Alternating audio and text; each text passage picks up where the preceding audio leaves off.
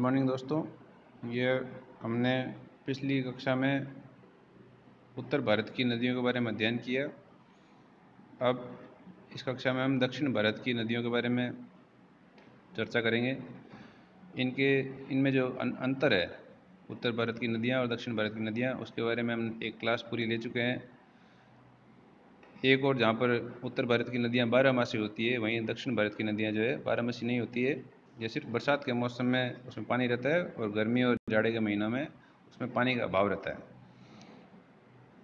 दक्षिण भारत की नदियाँ जो है प्रायद्वीप पठार से निकलती है, जिनमें जो है अधिकांश पूर्व की ओर तथा पश्चिम की ओर प्रवाहित होती है। पहले हम जो है एरिया वाइज इसको मैंने डिस्ट्रीब्यूट किया है कि सबसे विशाल नदी क्षेत्र जो कैचमेंट एरिया है उसके हिसाब से कौन सी है, वो है गोदावरी। गोदावरी का जो उद्गम स्थल है वो त्रिंबक पठार है। ये नासिक में है त्रिंबक पठार। और नासिक जो है किसका ज़िला है? महाराष्ट्र जो है स्टेट, उसका ज़िला है। इसकी कुल लंबाई 1465 किलोमीटर है। अब परीक्षा में अक्सर जो आपके कॉम्पिटिटिव एग्ज़ाम्स होते हैं उसमें सहायक नदियों के बारे में पूछा जाता है कि ये नदी किसकी सहायक नदी है, तो ये आपको याद करने होंगे। तो मंजरा, पेनगंगा, वर्धा, वैनगंगा, इंद्रावती, सबरी और प्राणहित, यह नदियां जो है गोदावरी की प्रमुख सहायक नदियों के अंतर्गत मानी जाती है। गोदावरी कल्चरल इम्पोर्टेंस भी है, सांस्कृतिक विरासत के रूप में भी जाना जाता है। इसे गौतमी गोदावरी, वशिष्ठ गोदावरी, वैष्णव गोदावरी, इन नामों से भी जो दक्षिण में इसे जाना जाता है।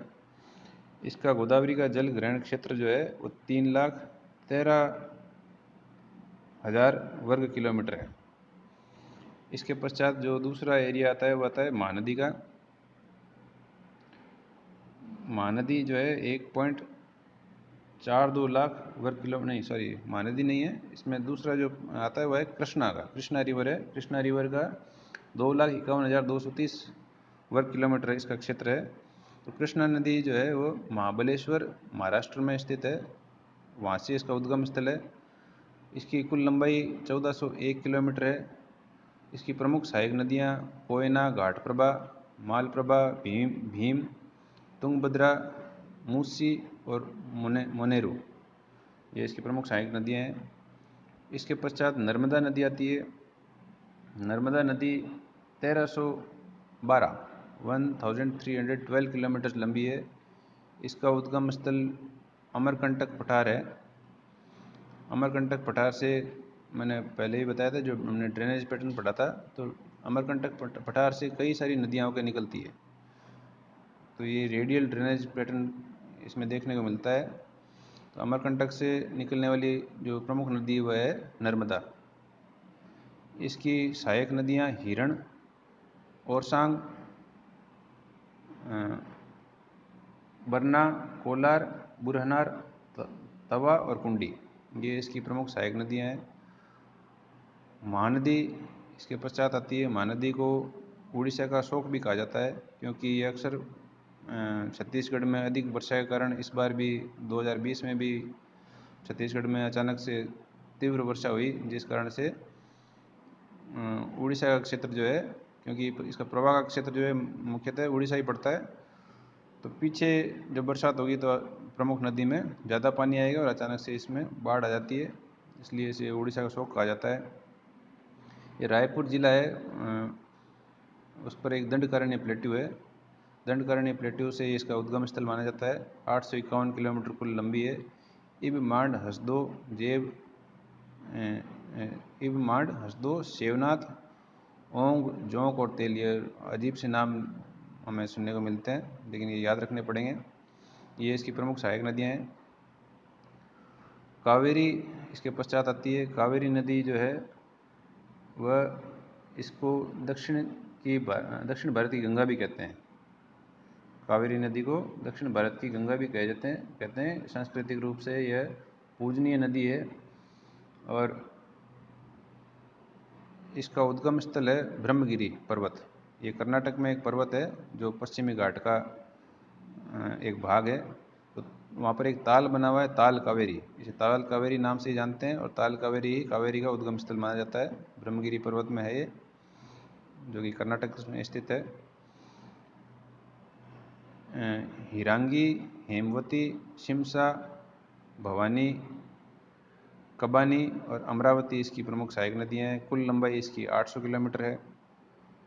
तापी नदी जो है मुल्ताई, जो बैतूल डिस्ट्रिक्ट है मध्य प्रदेश का, वहाँ से निकलती है और 724 किलोमीटर बहने के बाद में ये किस सागर में मिलेगी? अरब सागर में या बंगाली खाड़ी में? तो ये पश्चिम की ओर बहने वाली नदी है, ये अरब सागर में मिलती है। पूर्णा, बैतूल, पाटकी इनकी जो है प्रमुख सहायक नदी है।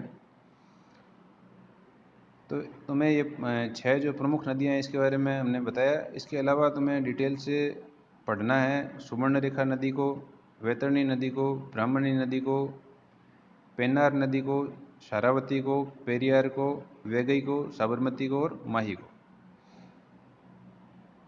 ये आप स्वयं से पढ़ेंगे और इसमें जिस प्रकार से मैंने ऊपर नोट्स बनाए हैं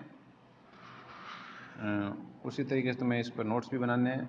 बुक के बारे में मैं पहली कक्षा में बता चुका हूँ कौन सी बुक अच्छी है। खुल्लर की एक किताब आती है जो भारत का भूगोल, उससे आप इसको देखें। ये एक अच्छी संदर्भ ग्रंथ है जिससे आप जो मैंने पढ़ाया है उसमें और डिटेल से पढ़ सकते हैं। और प्रश्न अगर आपके जहन में उठ रहे हैं, विचार आ रहा है उसका प्रश्न का कोई, तो इस पर लिखें और मुझे बताएं। आज के लिए इतना ही, धन्यवाद।